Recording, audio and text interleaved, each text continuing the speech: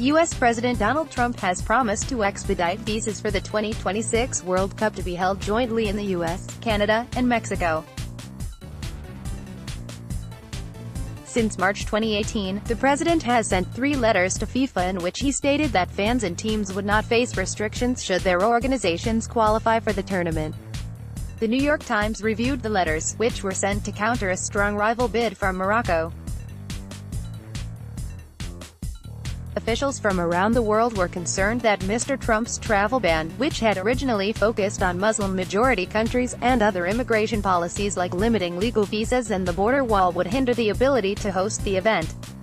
No World Cup can ever invoke the same feelings as your first but united bid, the group representing the joint U.S.-Mexico-Canada bid to host, said Mr. Trump had written in a 2 May letter that all eligible athletes, officials, and fans from all countries around the world would be able to enter the United States without discrimination. He added, he is confident that the United States would host the 2026 FIFA World Cup in a similarly open and festive manner as the 1996 Summer Olympics, 2002 Winter Olympics, and the 1994 World Cup.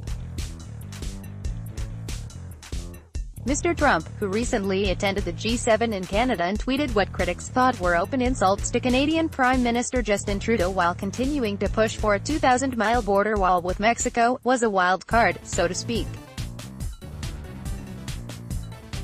Saint boss Julen Lopetegui dismissed one day before start of World Cup 2018. However, in a 9 March letter the newspaper reported, he had written the bid was a North American one done in the spirit of continental partnership.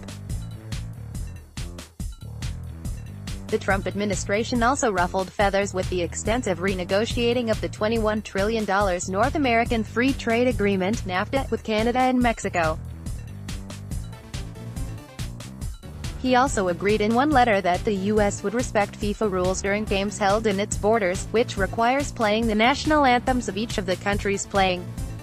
Former Secretary of State Rex Tillerson, who was unceremoniously sacked by Mr. Trump via Twitter, wrote to FIFA on the 12th of March as well to say that the U.S. would issue visas, subject to eligibility under U.S. law, without regard to race, skin color, ethnic, national or social origin, gender, language, religion, political opinion or any other opinion, disability, wealth, birth or any other status, or sexual orientation.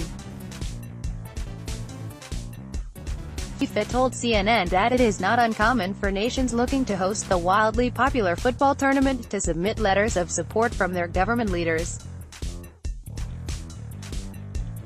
Mr. Trump's predecessor Barack Obama once flew to Chicago in 2009 to make an impassioned speech to the International Olympic Committee in order to support his city's bid to host the 2016 Summer Olympics. Under the current winning proposal, the U.S. will host 60 games including everything from the quarterfinals and up, while Canada and Mexico will host 10 games each.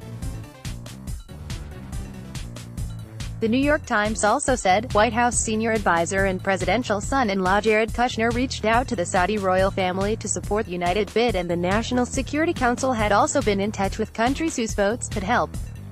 Due to term limits, even if Mr. Trump wins the 2020 election, he will not be president during the 2026 World Cup.